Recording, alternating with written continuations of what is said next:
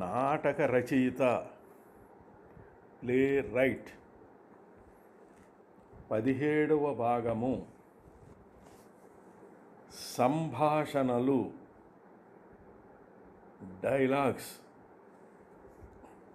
గతంలోని పరిశీలనలు, అనుభవాల నుంచి రాసిన సంభాషణల నాటక ప్రతి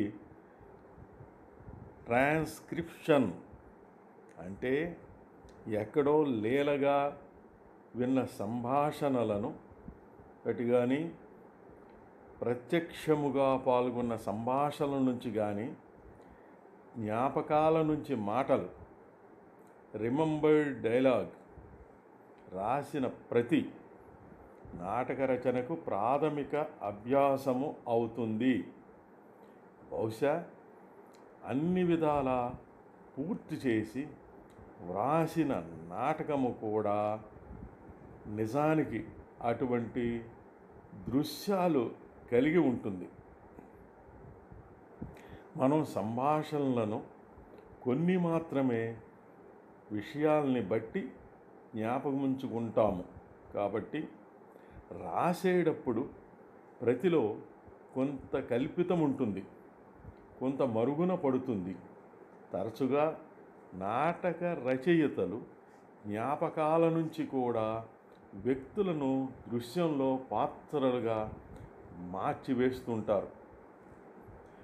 ఊహల నుంచి మాటలు, ఇమాజిన్ డైలాగ్, దృశ్యాలకు రాయడము ఈ అభ్యాసములకు న్యాయముగా తర్వాత అంశము అవుతుంది. ఇందులో రచయిత చేయవలసినది ఒక్కటే, జ్ఞాపకాల వాస్తవాల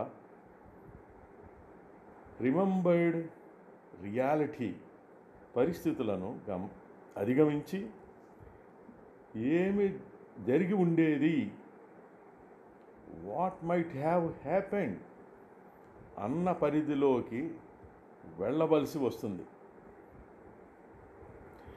ప్రాథమిక నాటక ప్రతి ట్రాన్స్క్రిప్షన్లో వృద్ధి చేసిన వ్యక్తిగత పర్సనలైజ్డ్ పాత్రలు, క్యారెక్టర్స్ దృష్టిలో ఉంచుకొని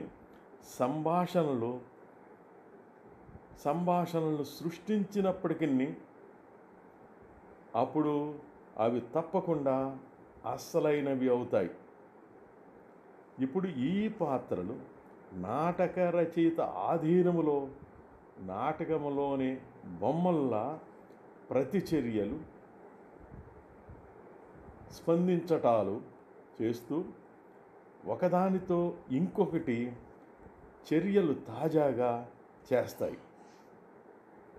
నాటక రచయితల కృషి ఇతివృత్తం, ప్లాట్, సంభాషణలు, డైలాగ్స్, ఊహాజనితమైన సంబంధాల నుంచే చాలా మంచి నాటకాలు వస్తాయి.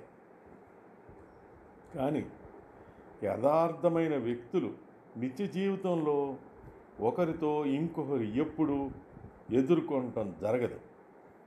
నిజానికి చాలా నాటకాలు రచయితలు ప్రభావితం చెందినవే. అటువంటి వ్యక్తులు కలిసి అనుభవాలు గడిస్తే ఏమి జరిగి ఉండేది అని ఊహించి రాసినవి. ఈ విధంగా నాటక రంగం ఆత్మ సంబంధ చికిత్స, సైకోథెరపీని ఉపయోగిస్తుంటుంది. ఇందులో రోగి లేక నాటక రచయిత కేవలం భావనాశక్తి, ఇమాజినేషన్లో పరిభ్రమిస్తాడు, లేదా జీవితంలో ఎప్పుడూ జరగని కొన్ని తప్పనిసరి దృశ్యాలను మాటలు కాగితాల మీద రాస్తాడు. మరికొన్ని విషయాలు మరో భాగంలో